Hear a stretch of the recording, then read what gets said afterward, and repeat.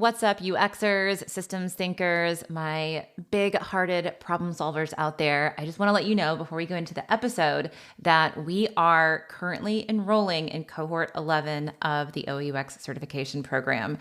Whenever you're hearing this, hopefully early in our open cart, you should be hearing this. We are closing on Friday, August the 29th. And when it's closed, it's closed. We are already, I think, about 60% full. So if you want to snag your spot, go to OUX.com/certification.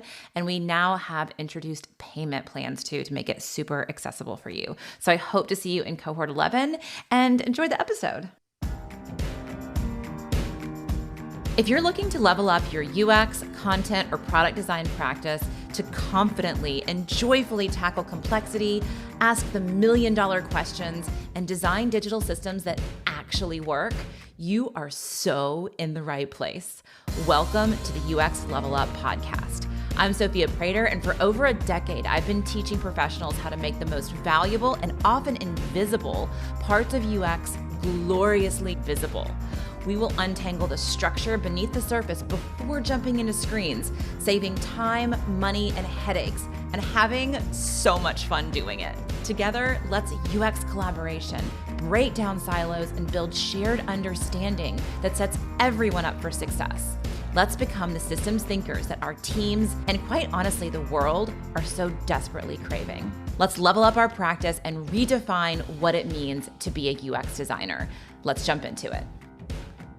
Jake Zukowski, welcome to the UX Level Up podcast. Thank you, Sophia. The last time you were here, it was the OOUX podcast, and now we've rebranded and it's the UX Level Up. Yes, and I think we're in the 70s now in the episodes, and I think I was in the 30s, so it's been a little time. You did say that you were going to invite me back, and so promises have been kept. I love that.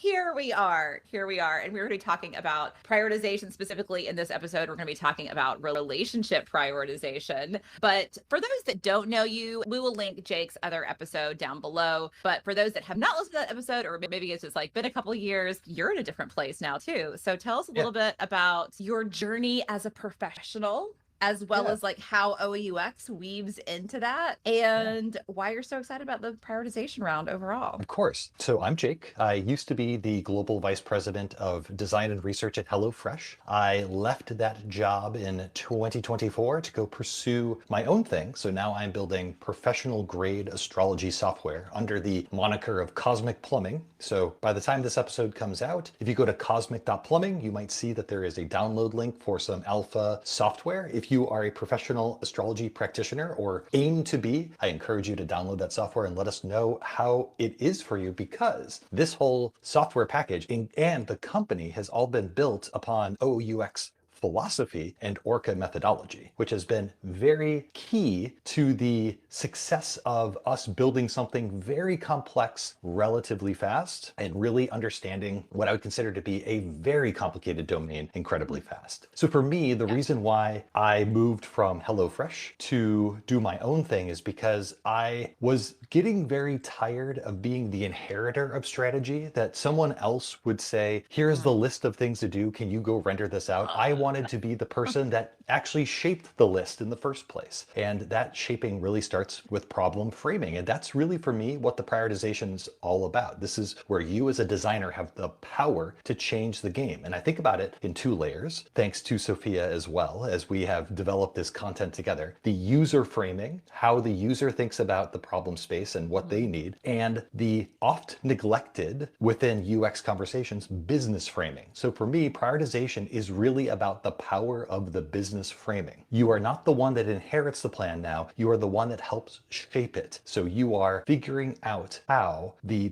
business objects, their relationships, and the attributes on there contribute to business success, but also to user success. And that to me is what makes the prioritization round so fun. That's the thing that makes being the CEO and founder so fun, and the thing that I was really aching for in my HelloFresh journey when I was the VP. Yeah, and like what we're hoping for with this new new refresh of the prioritization round with you at the helm. So for those that don't know, we are doing a complete, like this is happening right now, we are doing a complete refilm of not only the masterclass, but the advanced masterclass as well. That is going to be, the masterclass is going to be released to cohort 11 first. So if you are interested in joining us in cohort 11, Jake's going to be a mentor. The whole team is coming on, and we're just like so excited about this new refilm. We actually just spent a week together in a really cool house in North Georgia in the mountains doing a bunch of filming. So if you want to be one of the first to grab that new content, you can go to OUX.com/certification. If you're already enrolled in the OUX masterclass, you will get all those updates completely free of charge, but the self-paced masterclass isn't going to be available till later this year. So you're going to want to join us in cohort 11. But what I was thinking of while you were talking is like so much of strategy and road mapping is, I mean, yes, it's the what are we doing and why are we doing it? But a massive part of it is when are we doing those things? What are we doing first? What are we doing second? What are we giving our energy to, right? So it's like energy allocation, whether that's time, whether that's money, whether that's something else I'm not thinking of, but energy allocation, how much energy goes to what initiative in OUX parlance, how much energy goes to which ORCA, right? Because you're going to have tons of all those. And once you've broken it down like that, you can start saying like, all right, we want to put more energy here, less energy there. And this needs to happen, you know, next year. But when it happens next year, we're going to put a ton of energy into it. And that is just so much of what strategy is. It's building out a really strategic roadmap that makes sense. Exactly. Yeah. And it's a messy process too. So because it is highly emotional and highly affective, because you have to deal usually in a mid-size or large-size company with lots of different personalities that have competing interests, and being the kind of stable hand on the till, like the person that is steering the ship correctly. I'm going to use boat analogies because I am a sailor at heart, but keeping that hand on the till and being the steady hand that keeps the ship moving in the right direction, and facilitating conversations with data science, with engineering, with marketing, with the C-suite. I think there is a lot of power to be had there, and it's an oft neglected part of UX strategy that I think is incredibly important. And I'm glad that we can finally express that through this new education that we're doing together. Yeah, it's going to be awesome.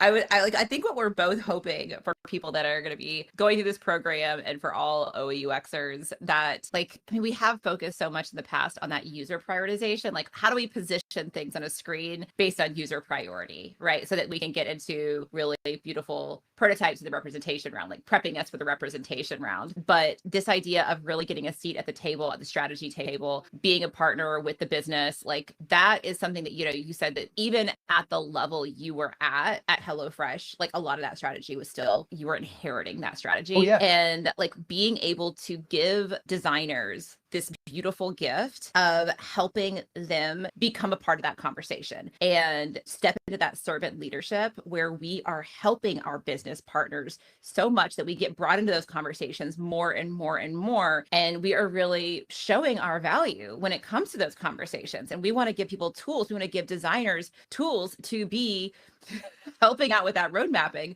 because it's going to create better products. It's going to create a better world for us all to live in. So it's kind of like, what do you wish that maybe you had had more of, you had more tools of while you were in that position at HelloFresh? And this is not for people just in leadership, for individual contributors, that if you're boots on the ground and you are doing the design work, you're doing the UX work, you're building out screens, but you're inheriting all of that strategy, you're inheriting that prioritization. And a lot of it from your perspective probably doesn't make a whole lot of sense, or you have big questions about it. And you know that you have something to offer there. These are the tools that we want to give you, right? So that you can like really become a part of those conversations. Yeah. There's a place for you at the table, but you have to take it. That's the thing I want people to really understand here. I think a lot of times designers are waiting for an invitation from the people who know the business, the serious minded people, whether they are product managers, whether they are C-suite. But I'll tell you, like, even as the VP, and I was on track to be a senior vice president at HelloFresh, and I don't know if I was ever going to be put into a position where I was going to be asked to drive the strategy. It was something that I had to take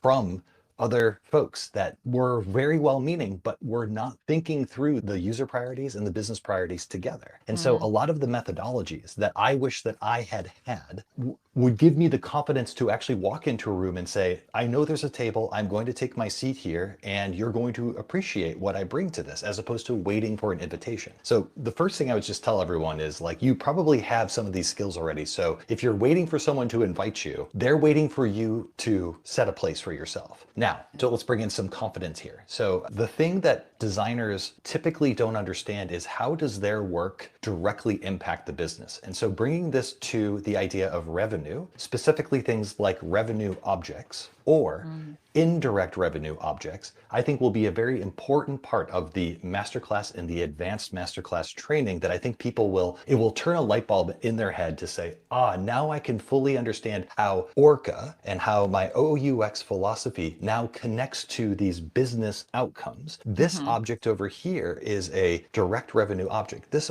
object over here is an indirect revenue object. Now I know how to talk to my design team about business outcomes while still keeping it about design. I have a sweatshirt that was printed by my team as a going away gift from HelloFresh. I'm not wearing it today because it's way too hot. But if I was wearing it, it would say design every day. Because I think the thing that designers think is that when they go higher in their career and they become more and more about leaders, that they need to walk away from design and become business people. My advice to you is to be business people while leveraging your craft skills and design.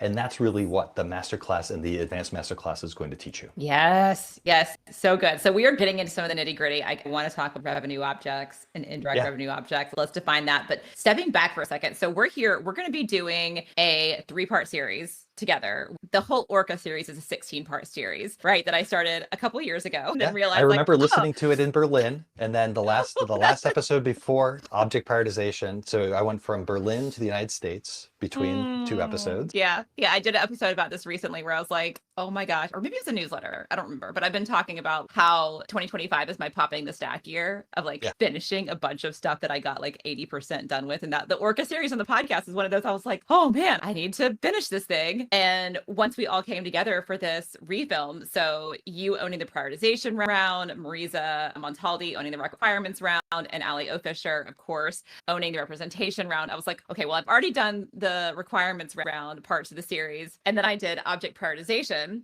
our last episode. And I was like, wait, why am I not doing this with Jake? Let's do this together. So we're going to boom.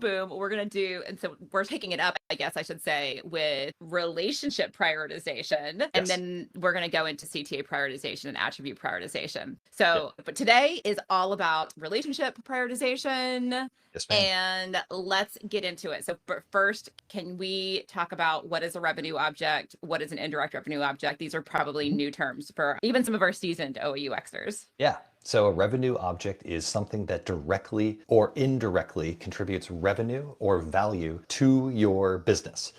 It's usually something that is also really valued by your user as well, but it doesn't have to be. And that's where things get a little dangerous, and I'll talk about that in a second. But if you think about like a direct revenue object, think about an e-commerce website like Amazon. When people buy products from Amazon, product being the object, Amazon gets revenue. And therefore, optimizing the experience for these direct revenue objects like product or order makes perfect sense. And we can all agree it's good for the business, it's good for users. Users are coming to buy products, the business wants you to buy products, great, match made in heaven. Awesome. Now, what is an indirect revenue object? Well, sometimes you're working for a business or an organization whose revenue or value is not directly tied to the objects that are being used. So think about ChatGPT for a second. The revenue object for ChatGPT is the subscription. Right. However, the subscription is not very valuable to users. The subscription is just there as a almost container object of like, this is just my, I guess I would say, money interface to and from OpenAI. But the valuable objects at OpenAI are things like a conversation. So when you have a successful conversation with a LLM and it is accurate and safe and helpful in some form or fashion, that to me, there is value to be had there. So we use the term revenue objects, but the idea here is that it really is the value that you are getting from it as opposed to the direct revenue. And this gets even trickier when you start thinking about like government websites websites. So in a government website, you have zero idea, like there's zero concept of revenue. Revenue comes from the taxpayer through funding. And so when you're talking about UK.gov, I have a conversation actually tomorrow with Rick so that we can make sure that things like government websites are covered with this idea of revenue objects, i.e. the valuable objects that are put there. And how do we prioritize those things, either forms or information that is incredibly valuable and sometimes even life-saving for citizens to know and understand in order to be a functioning part of society.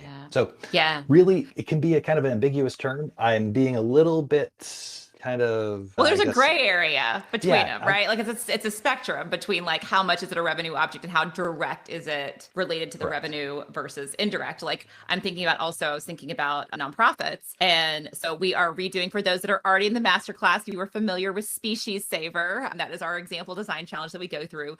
We are reworking Species Saver, like completely doing it from the ground up. We already went through a discovery round. It's super fun. You'll get to see that entire demo when you join the masterclass or cohort 11. But I was thinking about Species Saver, and we're leveraging the World Wildlife Fund. We're pivoting from that National Geographic, but that's neither here nor there. But when I think about World Wildlife Fund, the direct revenue object is the donation, of course, right? But a lot of their donations are coming directly from an animal. So you can like look at an animal and you can donate directly to a tiger. And then when you donate directly to I'm going to say it wrong, Sumatran tiger, right? Yeah. That's a tiger. That's how I would say it. Yeah. So Sumatran tiger. So you're donating directly to the Sumatran tiger and the conservation efforts for that particular animal. And like you can check a little box and you get like a little tiger plushie and like you get tiger updates badge on your profile. Or badge on your profile, maybe. Like you get, so like that is where I think that I'm assuming that somehow strategically they're like, oh, the emotional connection to trigger the donation is through that endangered species or animal. So animal becomes this like pretty directly connected revenue object. It's not the thing that's really making money, but it's the valuable thing. Yeah. And I wonder if they found that through like link tracking or something. They realized like, oh my gosh, all of our donations, it's like when people are on one of the animal pages, that's where they hit the donate button. How about we make a more specific donate button that you donate directly to the animal, and they can create all those initiatives to create those more specific donations. So and you bring this up as, sorry to interrupt, you bring this up as part of your psychology as well. People connect to the nouns, and the idea of a donation, while that is a noun, it's still really abstract. I don't have connections to donations. I have connections to animals I want to save, people I want to help, boycotts I want to participate in. This is where my time and energy exists. And when you start thinking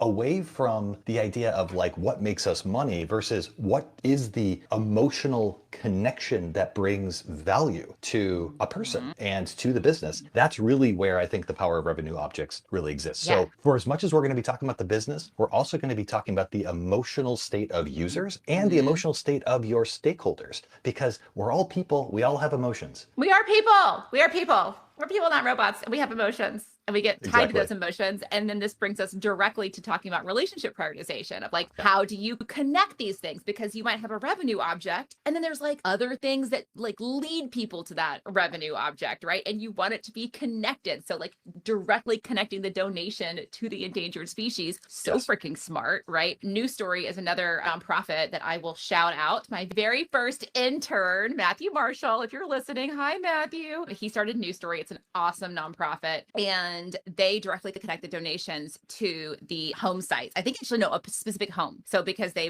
build homes in areas that have been completely washed away by natural disasters. They have built now more homes in certain areas in the Red Cross. They're doing really cool stuff with technology where they're like 3D printing homes, and it's just really, really cool. Like giving people a roof over their head and a lock on their door so that they can basically restart their life. So it's a beautiful, beautiful thing. They operate in some of the most sensitive areas in the world. And the reason that I love them and they emotionally connect my donations and I give them money every single month is because I know my money is going to individual families, and I get updated on those families and I get pictures of those families. So like there's the family/house object that they are tracking in their system, and they have a detail page for it, and you get that emotional connection. You get to see the people instead of just like, I'm just giving to New Story. So it's the connections between these objects, whether it's a nonprofit or government or a for-profit organization. How do people get led to your revenue objects? right? Yeah. Yeah. One of my favorite volunteer things that I ever did was designing a website well before the OUX ORCA era. So I got into OUX around 2023, and this was probably 2010. But the founder of this not-for-profit was doing a very smart thing. It was all about providing microloans for education for folks that are in war-torn areas. So learning how to run a mom and pop business in Eritrea, something like that, or the Congo.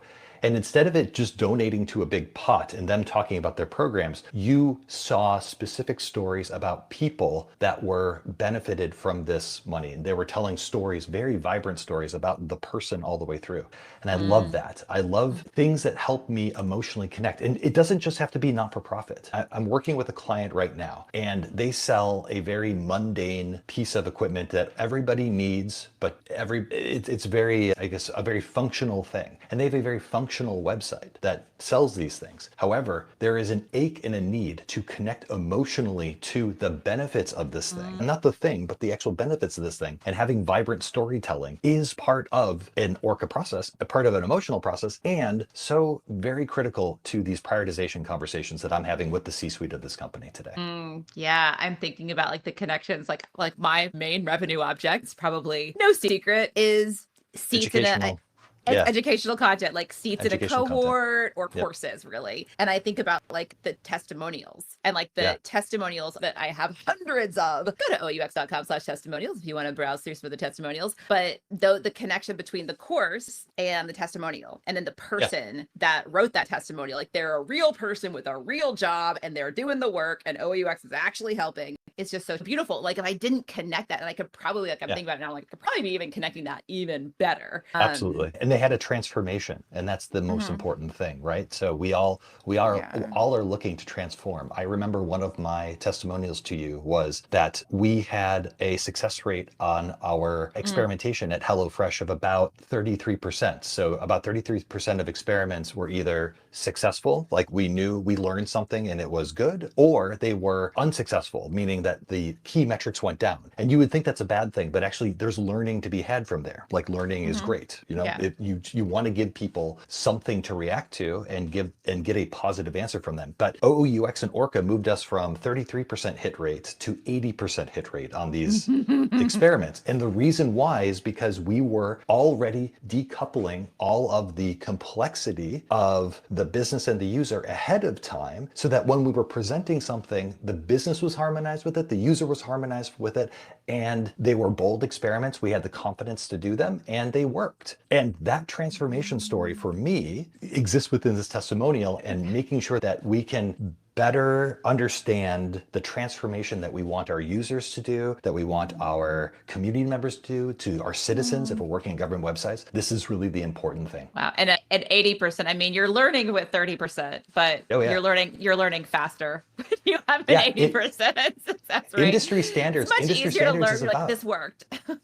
industry standards is about 33%. That's, we were hitting industry standards. So we were blowing industry standards out of the water. And all of a sudden there was huge interest from the C-suite of being like, what did you do? Why is this all of a sudden working? And the reason this is working is because we're building confidence. We're building confidence because we are really prioritizing really, really carefully and crisply about the business needs and the user needs. Yeah, gorgeous. One other thing that I wanted to talk about when it comes to relationships and like connecting to those revenue objects. Actually, no, I have another thought. I have so many thoughts. I have 3 thoughts. So many thoughts. The first thought I want to talk to you about is just something that popped in my head about the nav flow, because the nav flow is sort of the darling of relationship prioritization in the ORCA process. It's basically like upgraded sitemap. Like once you learn the nav flow, your sitemaps will never be the same again. It's sitemaps for system thinking and hierarchies instead of just hierarchies, and really mapping all the cross-linking that will happen within a system and mapping all those relationships after they've been prioritized. It would be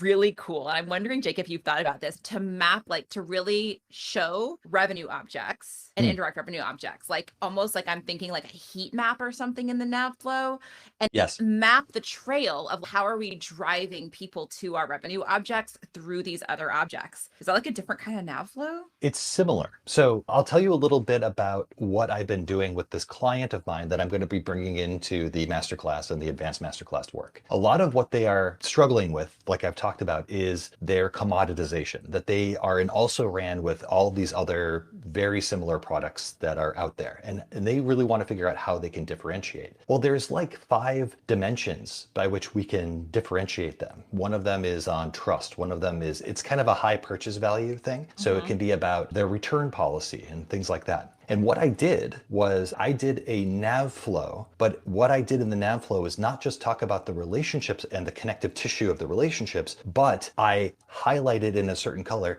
here's all the places that we talk about trust. Here's all the places that we talk about returns. And so there's this like thing you can do to the nav flow that all of a sudden goes to a conceptual level of these are the things that either would make our users nervous if they're not there or incredibly satisfied if they were there. And how are those things showing up in there? Now, that means that your nav flow goes beyond just objects and relationships. You then have to bring in attributes into here, and it starts getting a little bit messy. But if you can kind of sketch with stickies and abstract it out and not get too caught up in the details and just say, this is an area where we talk about trust, or this is an area where we talk about pricing, or this is an area we talk about return policies, things like that might be important to your business. Those things start to show the C-suite. It's not a great asset for change. It's not a great asset on its face to change something. It's a great asset to highlight an issue where you can then get people excited about the change. Yeah, this sounds like a really great candidate for the advanced masterclass of talking about like how to remix the nav flow and like add different layers on top of the nav flow. I mean, I'm picturing also, I mean, like even just like thicker lines between, like to be like, okay, this is how these thick lines show how we kind of are channeling people toward our revenue objects. Yeah. And the thing is that when we, sorry to interrupt, if we think about these things, these revenue objects or these experiences as part of a journey, then it makes sense to say when I'm in my doubt phase, I need a whole lot more of it than when I'm in my I'm committed and I just need to purchase phase. And so the problem that this company has is that they don't know where people are at in the journey. And so they sprinkle this content everywhere, like kind of like putting oregano. So when we talk about these concepts that are so important to the business and to the customer, what we're showing also is how through a user journey, these mechanisms are important to progress someone down a journey. So if you're talking about trust and verification, like, are you a real company? Will you give me my money back? That's stuff that happens well earlier in the funnel than later. But today, what I can show them in my kind of upgraded nav flow is that they sprinkled this trust information all over the place because they don't know where people are at in the journey. And when I can help them to understand, there's each page or each section or each object has in its moment in this part of the digital product a function that it does here, and making sure that it sings that function really well. It's a very beneficial conversation that I'm having with this company, and it's something that I'm very excited about bringing to the Advanced Masterclass through what I call nav flow innovations. So lots of different ways you can remix the nav flow. For as much as we talk about the business lens within the Advanced Masterclass, and I would say about 80% of the Advanced Masterclass prioritization round is about the business lens, we are still designers. We design every day. Remember, it's tattooed on our shirts. And so part of your power is utilizing your craft to drive conversations, and the nav flow is a great place to innovate and bring those conversations to its head with the C-suite, and they'll appreciate it. Amazing. Amazing. Okay. So 2 other things that I want to talk about here that I think are like separate but related is this idea of like, if you have a revenue object that's a little bit more abstract, or people like don't really know what it is, it's a new thing kind of, or might be new to your users, connecting it to your more concrete objects is a really awesome power move because our relationships help define the thing often. So it's not just about navigating and getting people to flow from emotional object to a revenue object or something like that. And just navigation, which is a big part of connecting our objects, is that navigation piece, but defining it too. So a lot of really everything in the world we define through other things. Like if it's something that we don't know what it is, we want to know how it's related to the stuff that we do understand. Like just for an example, I was recently looking at Start Engine, which is like do you know Start Engine? I don't. It's like a Kickstarter kind of, but for investing. Hmm. So it's like early stage companies, I guess. You have these things. And so these are kind of like, they don't ever name them. Like when I go in, it says discover, and then it just says most momentum. So these are things with the most momentum. But like, are these companies? Are these products? Are these initiatives? Like, what do we call it? What are these things? That I don't have a label for these things. Are they campaigns? They're kind of like in Kickstarter, they're Kickstarters. Like it's like a Kickstarter Yeah. campaign. But I'm like, is this just the company? Do these things end? I don't see like end dates. I just see the amount of money raised, how many investors, the minimum investment. Like, what am I actually buying? Am I buying shares or something like that? So it's not really clear. So what they could do for this, like, and then it has a different name when I go into it. It's like voice of the heart. Get a piece of Future Cardia. Future Cardia is a pre-market med company. So it's like there's a company and then there's this thing. So it's kind of connecting to a company, but not really connecting to a company. So I feel like they could have done a better job to help explain what this thing is. Somewhere else they call it an offering. So it's an offering, but it's an abstract thing. It's like it does have an end date, but that was not clear to me because Flower Turbines was one that I was watching and then it ended. I didn't even know it was ending. I was like, oh, I can't invest in that anymore. It's cool. It's like the wind turbines that you can put on your house and they look like tulips. They're Amazing. they're like sculptural and beautiful, but they generate energy. But yeah, I'm not sure what this thing is. And it doesn't connect to anything else. So it doesn't connect to potentially a company. It doesn't connect to products. It does connect to people, like the team members, kind of, but not in a really kind of like real way. It's almost like I want this to show me what this thing is, but I want to label attributes, but also relationships to other things. So when we're thinking about prioritizing, and I want to hear your thoughts, and so I'll stop talking in a second, but like if we have an abstract object and that is a abstract revenue object, prioritizing, connecting it to things that it's related to, while also we're going to talk about contra CTAs in our next episode. I can't wait for that one. But like I thought about contra relationships, like PMs being like, this is the revenue object. I don't want to connect it to anything else because I don't want to like drive people away from this object. Oh yes, there's a good reason why you wouldn't want to drive people away from a flow where you are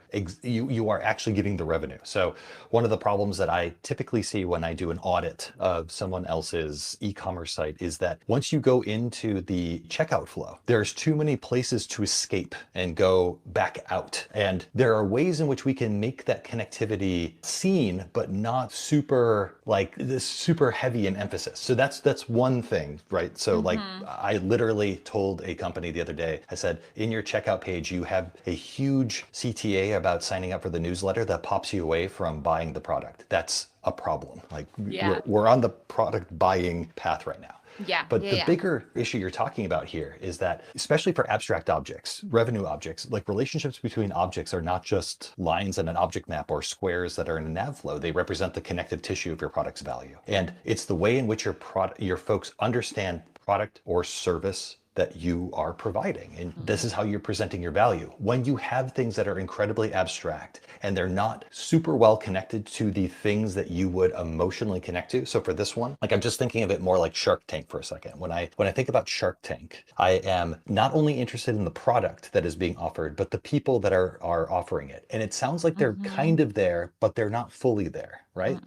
So their offering object, or whatever that is, needs to be much better about telling me the product that is being offered, maybe the company that's doing it, but certainly the people that are behind it. And the only reason I bring up the company as a maybe is because sometimes the company's offer or profile is so unique that it's interesting to be part of the conversation. You know, like I'm making these tulip things and I don't know, there's something about the company that is really interesting about the way it's founded. Well, you want to see their past offering, right? So like if I'm looking at one offering and I want to be like, okay, what have they done on Start Engine in the past? Like this is an offering where they raise money, like, and I'm guessing people are getting an ROI on this. I would assume so. I would want to click on cart, or like, let's do the Flower Turbine. So I'm looking at an offering from Flower Turbine that actually like has a deadline. And then I go to Flower Turbines, the company, and I see the people, and I see like, this is their third offering within Start Engine. And here's the success rate of the last 3, you know, or I see some sort of stats on it.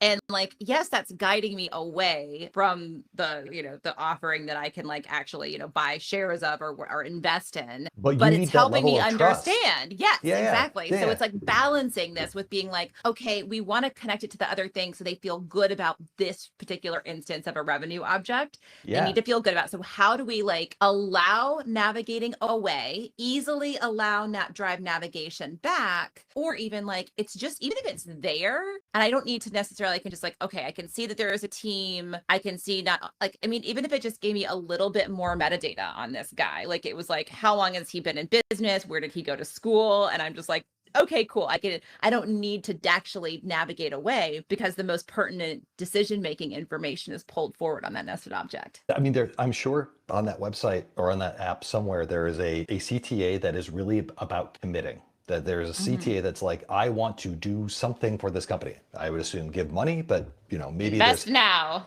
Invest now. So once you tap invest now, the idea here is that you are committed. And once you're in a commitment or you're heavily committed, then it really comes down to just getting the information you need in order to finalize that commitment. Sometimes when we think about revenue objects from the business perspective, we're so hepped up on this idea that people need to buy things that we will forget that they need information before they make the commitment and therefore scare them away. Sometimes we can actually make experiences too easy for people to commit when they weren't ready to commit. And I'll give you a very specific example.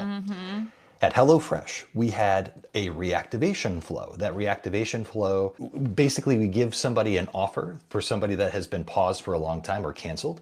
And that offer is going to be either a discount or some free item that if they were to reactivate their subscription, we would give them this thing. Now, the thing is that we already know their name, their address, what kind of meals they prefer, their credit card information. So literally all we need them to do is hit the reactivate button and we're good to go. The problem that we had at HelloFresh is that there's still a consideration that happens before you hit that reactivate button. People want to see how your meals have changed. People want to see whether you've got vegan options, what your gluten-free or gluten intolerant options are. And there was no place to do it because we were so optimized on the revenue CTA, which was reactivate, that we forgot that there was the need to regain trust with somebody. So we had this problem at HelloFresh where people would hit reactivate and say, oh crap, I didn't realize that this was going to start charging me right away, and then they would immediately cancel. And we had a metric that was, it's called the $0 reactivation cancel. And what I was doing was, instead of it making it incredibly easy to activate on a revenue object, to actually pull back and say, hold on, give them a moment before you give them the commitment CTA. Yeah, that is, I mean, this idea of like the connections between the objects and how we offer up those connections and allow for exploration is a trust building activity. Like this is like, we are designing for trust. When we design systems that don't have isolated objects, they are connected to each other. Those connections are prioritized. They are super freaking relevant to what the user is looking for in that moment. What else do they need to explore? They need to probably explore, like it would be meals, like being able to just like swipe through the current meals and maybe even be able to filter like, ooh, these are vegan ones, or see like, maybe it's even updates would be, I'm like going into design mode now because I just got excited about it, but like I know, but updates since they last canceled, right? So like, here's the things that have changed at HelloFresh since you canceled. And it's just like the top 3 updates, like, ooh, now our spinach is all organic or something like that, or whatever those updates might be. But like, look how excited you're getting when all I'm telling you to like hold back for a second and have a trustful conversation. I'm literally telling you, don't do the revenue object yet. And typically, if I said that as a designer, people in the business would be like, no, no, no. But when I say what I need to do is tell people how the service has changed, how much investment we put into the service for them since they last used it to get them engaged and energized. The conversation you and I are having right now is what I would have with business stakeholders, where all of a sudden now they are actively contributing to the idea that we're going to hold off and get people excited about it. Because regardless of whether you're dealing with AI or voice UI, every interface that we build is a conversation. And there are questions in people's heads and there are answers to be had here. And if you are speeding up the conversation too fast, or you are being high pressure about that conversation, people can feel it. Even if it is just a website, people can feel the high pressure and they will back away as quick as they can. Yeah, it's almost like these relationships are almost like pressure valves of like, okay, you don't have enough information. Like, okay, go over here, get the information you need. We're not trying to hide anything here. I just love this idea of like relationship prioritization and thinking about, okay, we've mapped our relationships. How do we want to prioritize them? How do we want to surface them? That is a way that we can help build trust, which is going to directly impact the revenue. That's going to directly impact the bottom line, and people trust whatever your revenue object is, that it's right for them, and it's going to have to connect to other things that are going to either drive them to, or if they're there, drive them away, and then hopefully back to the revenue object when they're ready. Especially if it's abstract, especially if it's a high consideration item, especially if it's a what we call a high AOV or average order value. These are things that require really thoughtful connections of the revenue objects to the other objects in the system that help build the trust, that help build the context. What is an offering? What am I getting out of this? These are all good things to know before I hit that commitment CTA. But once I hit that commitment CTA, and I know we're getting a little bit into CTA prioritization, but we'll get back. Once I hit that commitment CTA, then it is about, you've made a commitment. Now let's just get the attributes necessary in order to complete the deal for you. Awesome. Okay. I think we've given people a whole lot of good taste of what relationship prioritization is all about, especially like this new refresh of relationship prioritization. Like, I learned a lot in this like 40-minute conversation. So Me too. I can't wait to learn from the masterclass content that you're going to be coming out with. And hopefully y'all are really excited to learn more from Jake. And to do that, go ahead and join us for Cohort 11. That is going to be OOUX.com/certification. By the time this episode is out, we are probably going to have open doors. Doors are only open for like a week and a half or something. So if it's open, go ahead and grab a seat. Otherwise, we'll have some wait lists available for you to get the self-paced version later this year once we've wrapped everything up with a bow. So until then, happy OOUXing, and Jake will have you back to talk about CTA prioritization. Yeah. Thanks, everyone. Be well. Thank you so much for listening to the UX Level Up podcast. If you want to connect with me, Sophia, please follow me on Instagram at SophiaVUX, or you can find me on LinkedIn, Sophia Prater. I'm pretty easy to find there. Our music was brought to you by Ruby Vell, courtesy of Sugaroo Records. Thanks again for listening.